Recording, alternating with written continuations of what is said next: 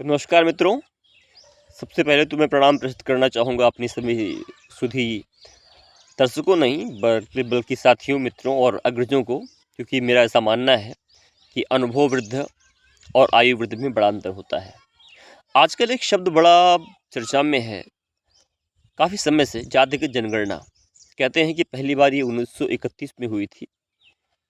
उसके बाद से कि समाज के अंदर, क्योंकि देखा गया हिंदू मुस्लिम आधार पे देश बट गया, ठीक है, तो इन चीज़ों को दबाए रखा गया कि जातिगत जनगणना यदि होती है तो जिस तरह से धर्म के नाम पर लोग अलग हो गए, वैसे कहीं जाति जनगणना का असर ना हो। किंतु अभी आपने देखा कि 2011 के अंदर बिहार एक ऐसा राज्य बना जिसने जो एंटी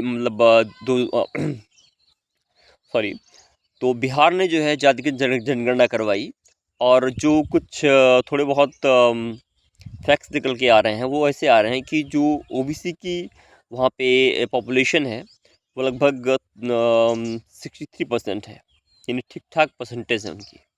ठीक है, अब इस बात को लेके केंद्र सरकार के अंदर भी मसलाहट तो होनी ही थी। तो केंद्र सरकार ने भी जातिगत जनगणना को अभी कह दिया है कि ठीक है, ये लीगल है और हो सकता है, और ये ऐसे नहीं कहा है, सुप्रीम कोर्ट के ऑर्डर से कहा है।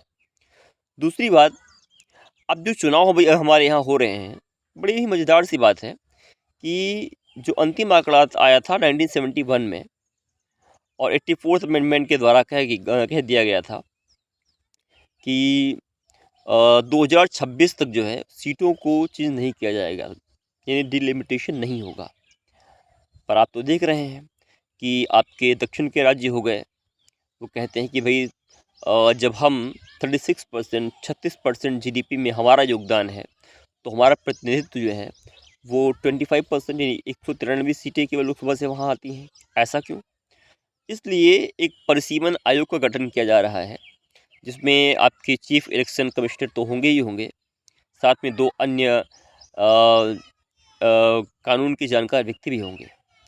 पर इस पे भी एक तथ्य निकल के आया है, इसको बोलते हैं गैरी मैंडरिंग। वैसे जेरी नाम जो है वो अमेरिका के एक व्यक्ति थे, मैसाचुसेट्स के, उनके लिए उनका था। उन्होंने क्या किया कि परिसीमन भी ऐसा करवाया। परिसीमन वैसे संविधान के अनुच्छेद 82 में दिया हुआ है। तो ऐसा करवाया कि जो लाभ है वो वर्तमान सरकार को मिले और वो पुनः सत्ता में आ जाए। तो जेरी मैंडरिंग एक तरह से परिसीमन से खेलने का तरीका है। धन्यवाद।